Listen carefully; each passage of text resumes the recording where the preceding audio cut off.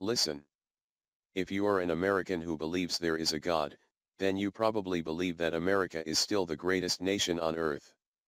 Hopefully, you also recognize that we need a moral, spiritual revival before a political revolution can be planted in fertile soil.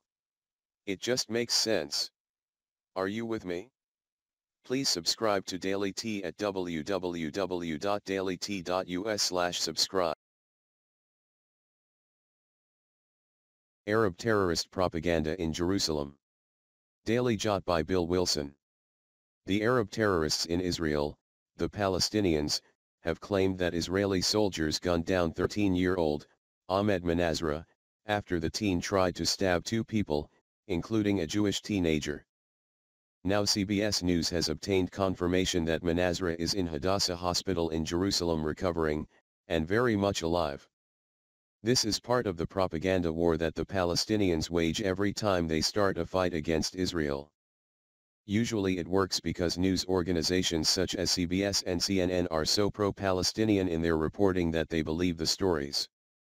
Once the Israeli government provides proof that the Palestinians lied, there rarely is a corrective story. This happened to be the exception. But then, the CBS story went on to apologetically describe that there have been a string of knife attacks against Israelis. The story reported, Palestinians, mostly young men, armed with knives, appear out of nowhere, stabbing as many as they can. Their targets appear to be random, which has only added to the fear. All the suspects have been arrested or shot by Israeli security forces, including one woman gunned down at a bus station. In other words, CBS is giving the impression that the Palestinians were just out having a little fun scaring people with knives and the evil Israeli security forces gunned them down.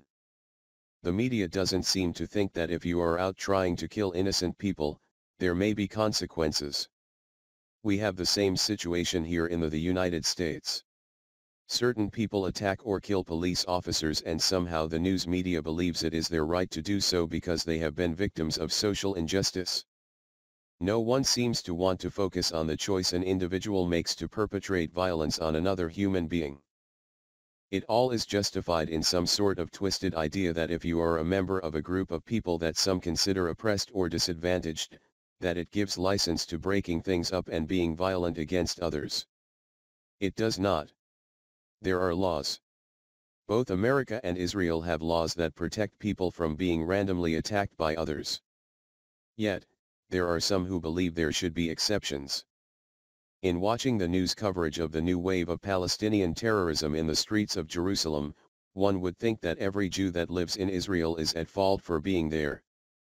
That these Palestinians are angry because they are being occupied, and that gives them some sort of pass to kill. Nothing could be further from the truth. If this was about land, why then would the Palestinians be interested in 0.2% of the Middle East in land mass when Islam already controls about 33% of the entire land mass of the world? This is about killing Jews. Psalm 122:6 says, "Pray for the peace of Jerusalem, they shall prosper that love you." It is also important to keep in mind the words of Jesus in Matthew 24:4, "Take heed that no man deceive you." Have a blessed and powerful day. Bill Wilson. www.dailyjot.com